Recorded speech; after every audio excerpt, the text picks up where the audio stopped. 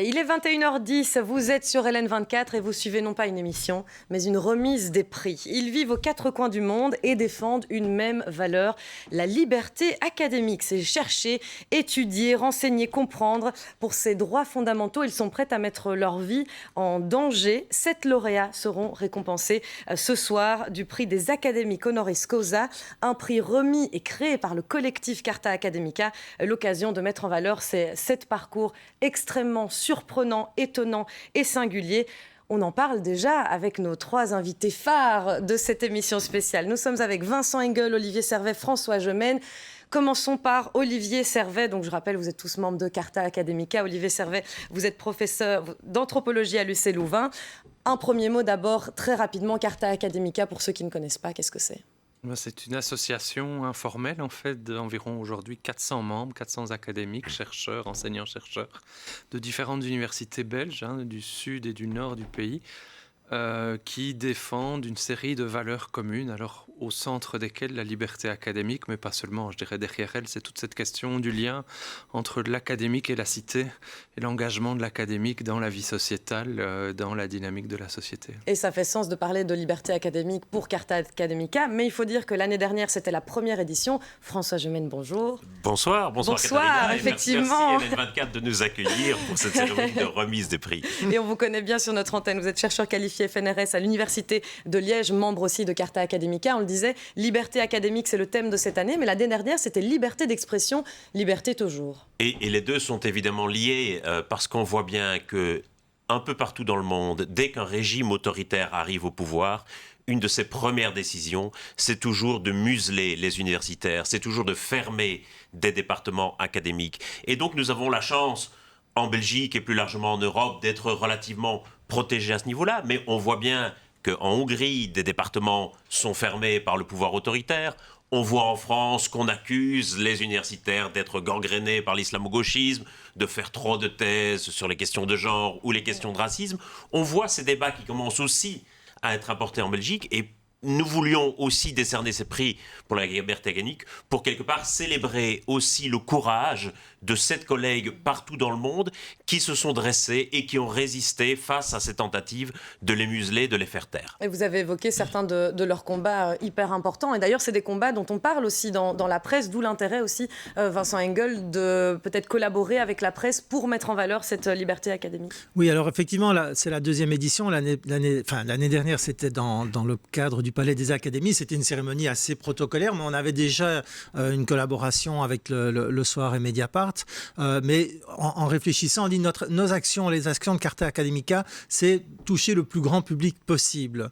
Et donc, on s'est dit, à quoi sert de faire une cérémonie où on va finalement avoir dans la salle uniquement des gens qu'on a déjà l'habitude de rencontrer.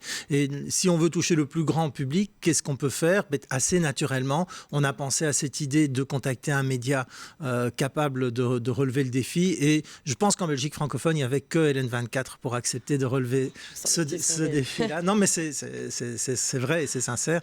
Et donc, on est vraiment, comme le disait François, très heureux de pouvoir faire ça avec vous. Eh bien, merci à tous les 3. C'est un honneur aussi pour LN24 d'être partenaire. On rappelle que Le Soir et Mediapart pour la France sont également partenaires de ce projet et on recevra les rédacteurs en chef dans le courant de cette émission, tout comme les représentants de ces 7 lauréats. On est ravis de pouvoir parler de leur combat, de leur vie, de leur optimisme aussi, parce que, attention, ça va être difficile sur certains sujets, mais il faut toujours garder espoir. Alors, sans plus tarder, partons à la rencontre de ces 7 lauréats au parcours surprenant. Tous ont cette envie de défendre la liberté académique.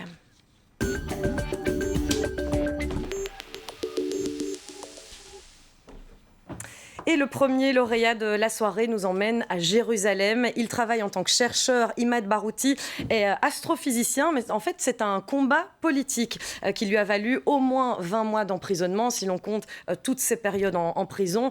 Paul Loncin a rencontré plusieurs personnalités qui peuvent nous décrire très bien qui est Imad Barouti, dont Imad Barouti. Regardez.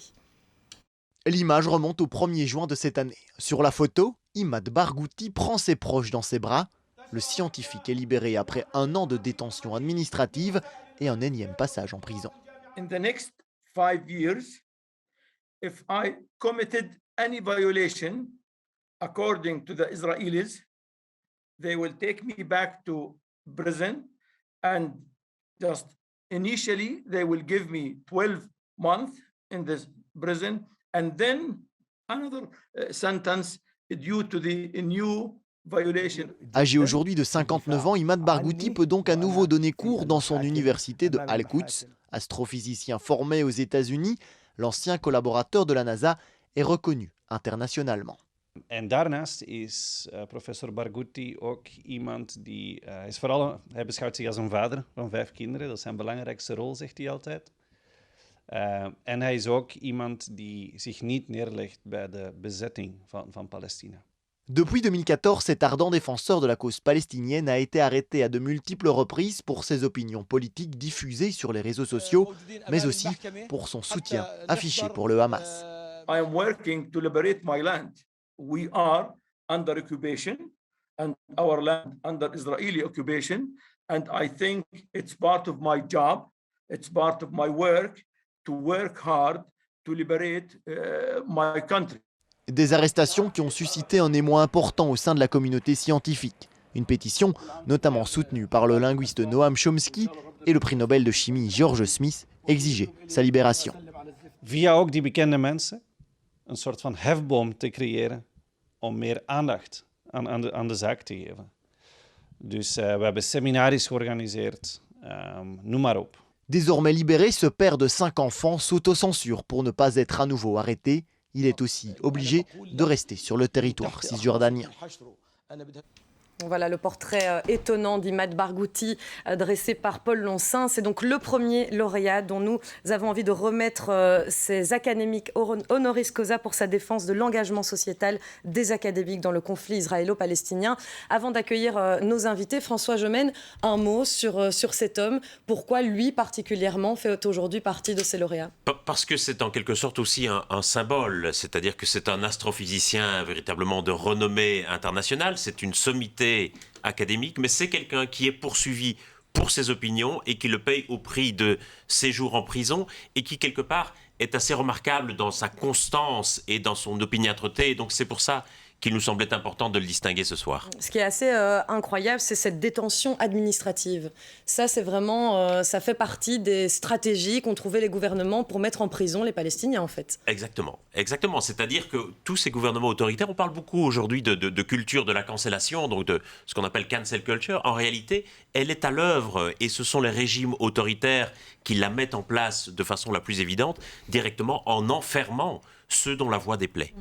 Avant d'élargir ce débat et de donner la voix à nos invités, Vincent Engel, c'est intéressant de noter, parce que ce sera le cas pendant toute cette émission et cette remise de prix, qu'en fait ici, par exemple, on est face à un astrophysicien qui s'est en fait engagé dans la défense des Palestiniens. Donc c'est aussi montrer que l'académique est tout à fait capable et demandeur de sortir de son domaine de compétences. Oui, et c'est vraiment un des principes de Carta Academica. Nous avons une formation universitaire, un esprit critique et les outils pour aller chercher l'info, pour l'analyser, pour discerner le vrai du faux.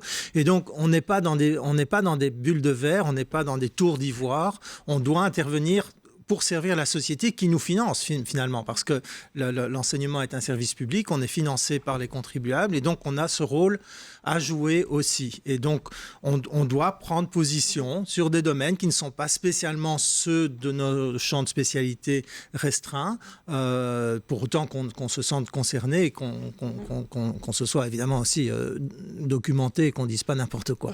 Et pour soutenir les académiques, il y a Carta Academica, on le rappelle, qui réunit environ 400 académiques, mais il y a aussi Scientists for Palestine. On a entendu dans ce reportage Thomas Van Riet, bonsoir. Bonsoir. Vous êtes professeur de physique et d'astronomie à la KU Leuven et membre de Scientists for Palestine. Oui. Il faut dire que lorsque Imad Barghouti a été enfermé pour la 3e fois en 2020, il y a eu vraiment un élan de solidarité et des milliers d'universitaires ont co-signé une lettre, une pétition. Et là, il y a eu cet élan autour de Scientists for Palestine. Pourquoi ? Parce que le cas d'Imad Barghouti n'est vraiment pas un cas isolé. Oui, c'est vrai. Et je m'excuse pour ne pas répondre en français. So, yes, Imad is not the only one. I would say that everybody in power in Palestinian society, whether it's scientifically or in a company, they run the danger of getting imprisoned the moment they voice their opinion about the occupation, if they're critical about it. And this is exactly what happened to Imad. His imprisonment has been about his Facebook post, for which the Israeli judge has said there's never anything which he can be imprisoned for. Un deuxième Thomas sur le plateau ce soir pour traduire les propos de Thomas Van Riet. Oui, donc en effet, toute personne en Palestine qui a un tant soit peu de pouvoir court le risque de se retrouver en prison quand il parle, quand il lève la voix contre l'occupation. Et c'est ce qui est arrivé à Imad d'ailleurs. Et ici, Scientists for Palestine a vraiment un pouvoir de changer les choses ou c'est hautement symbolique? I think it's somewhere in between. We try to be a voice, to amplify and to show our colleagues around the world what is happening. And what we noticed is that, especially in the academic world, colleagues are more surprised when they hear that a colleague of ours cannot just work in normal circumstances, doesn't have any academic freedom. Whereas if you say there's a village being destroyed by the occupation forces, they know there is a conflict, but somehow, whenever it's in the academic context, then they can relate. And this is how we use this to amplify and to spread the message. Yes. Essayer d'avoir une voix. Donc on est un peu entre les deux, on essaye vraiment de donner une voix, d'amplifier le message, de montrer au monde académique ce qu'il se passe. Et il est surprenant toujours de voir que quand on leur parle justement de ce qui se passe avec les chercheurs, avec des académiciens, c'est différent. Parce que on voit, ils comprennent à quel point ils n'ont pas de liberté, que les circonstances sont compliquées pour travailler. Par rapport à, lorsqu'on parle par exemple d'un village détruit, ça parle tout de suite à quelqu'un. Mais là, quand on leur parle de ça, ils s'identifient réellement. Et c'est vrai qu'ici, on parle d'un conflit extrêmement sensible, complexe, dont même les médias parfois peinent à parler parce que, voilà, il y a vraiment des voix dissidentes qui peinent à vraiment peser le pour et le contre. François Gemène, pour bien comprendre la situation d'Imad Barghouti, on est vraiment sur une personnalité qui a un compte Facebook, parce qu'il faut dire que c'est surtout pour ces messages postés sur Facebook finalement qu'il a fini en l'université. Voilà. Mais c'est ça qui est particulier. En fait, pourquoi un homme comme celui-là se retrouve en prison dans des situations extrêmement précaires? Parce qu'on estime parfois, dans certains régimes autoritaires, que les chercheurs, les universitaires, doivent en quelque sorte uniquement se concentrer sur leur sujet de compétence et que s'ils ont le malheur de donner leur opinion sur un sujet qui déborde de leur sphère de compétences académiques, eh bien, ils n'ont pas le droit de le faire. Comme si, en quelque sorte, leur position universitaire les cantonnait strictement dans le débat public à ne parler que d'un seul sujet, celui sur lequel ils donnent le cours. Et ce qui est assez incroyable, c'est de savoir que cette détention, ces détentions, puisqu'il y en a eu 3, étaient tout à fait illégales, en tout cas selon l'ONU. Vincent Engel, qui peut agir? Moi, franchement, en découvrant ces 7 profils, ou en tout cas en m'y intéressant pour préparer cette remise des prix, je me demandais systématiquement, mais comment est-ce possible? Comment est-ce qu'on peut laisser ça arriver? Écoutez, ça arrive de manière très, très pernicieuse et très insidieuse. Ça peut commencer chez nous. Souvenez-vous, il y a quelques mois, il y a eu un conflit entre des recteurs d'université qui avaient pris position contre des détentions arbitraires de demandeurs d'asile. Et Theo Franken, à l'époque, les avait menacés de manière assez crue de recevoir un boomerang dans la figure. C'était encore plus cru la manière dont il le disait. Évidemment, en Belgique, on est très, très loin d'une situation aussi catastrophique que celle que Imad Barghouti vit, mais ça s'en vient comme ça, petit à petit, parce qu'on baisse la garde, parce qu'on pense que la sécurité prime sur la liberté et toute une série de mauvais prétextes que nous connaissons depuis maintenant plus de 20 ans, pour que ce soit le terrorisme. Ou Tom van Krieken, le leader du Vlaams Belang, encore récemment, qui avait menacé les enseignants de gauche en disant on viendra vous chercher et vous aurez à rendre des comptes sur vos opinions. Et donc c'est vraiment très inquiétant lorsque, quelque part, on n'est plus autorisé à émettre une opinion sur des sujets de société qui sont essentiels. Et ce qu'on peut faire, ce sont des cérémonies comme celle-ci, ce sont des mobilisations comme Scientists for Palestine, c'est-à-dire de faire entendre au monde entier, je ne prétends pas qu'Hélène 24 soit diffusée dans le monde entier, mais de faire entendre à l'extérieur la voix et la situation de ces académiques, parce que les régimes qui les emprisonnent sont aussi parfois soucieux de leur réputation. Et d'ailleurs, ça a été le cas notamment pour le docteur Djalali, dont on parlera aussi tout au long de cette émission, puisqu'il fait partie des lauréats. On n'était même pas au courant durant les 10 premiers jours de sa détention où il était, mais on en reparlera. Une dernière question pour Thomas Van Riet. Scientists for Palestine, c'est une voix que l'on offre à des scientifiques emprisonnés, mais c'est aussi une façon de rappeler qu'il y a des scientifiques en Palestine et qu'ils ont une place dans la communauté scientifique internationale. Oui, c'est ça. With our organization, we try to exactly remove the isolation around Palestine. And we stand up for Imad or other people, but also we try to organize schools for Palestinian students, more advanced schools. And also then we see, for instance, every time we organize a school in Palestine, the students in Gaza, they only have to cross a few hundred kilometers to go to the West Bank. They are not allowed. They simply cannot attend, although we filed documents.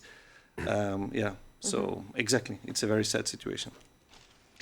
Oui, exactement. Avec notre organisation, on essaye de casser l'isolation vraiment des Palestiniens. On défend bien sûr des personnes telles qu'Imad et d'autres, mais on organise également des écoles de l'enseignement de haut niveau d'ailleurs pour les étudiants palestiniens.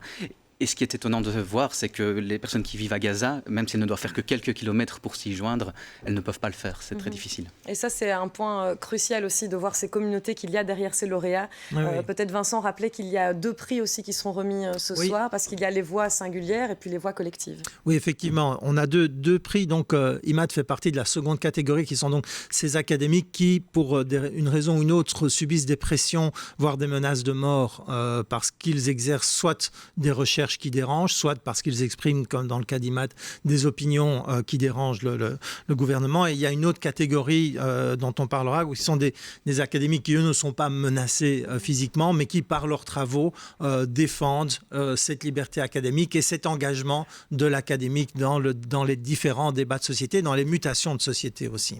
Et ici, on comprend bien que ce premier prix des académiques honoris causa, il revient donc à Imad Barghouti, mais c'est à tous les scientifiques palestiniens victimes du même sort que l'on pense aussi beaucoup ce soir. Merci beaucoup Thomas Van Rie d'avoir été avec nous, membre de Scientists for Palestine. Et on poursuit cette émission avec une deuxième lauréate. On va parler environnement dans un petit instant. À tout de suite.